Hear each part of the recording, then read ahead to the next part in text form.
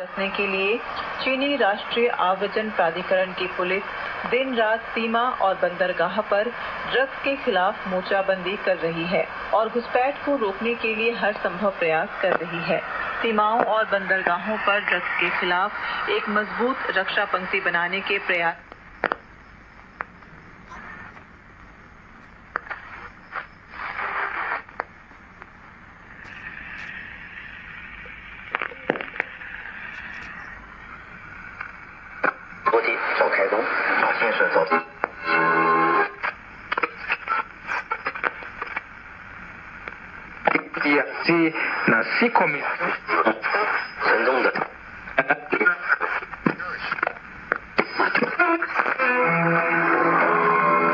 Army Pagnispun Peshawar the PSC Nafas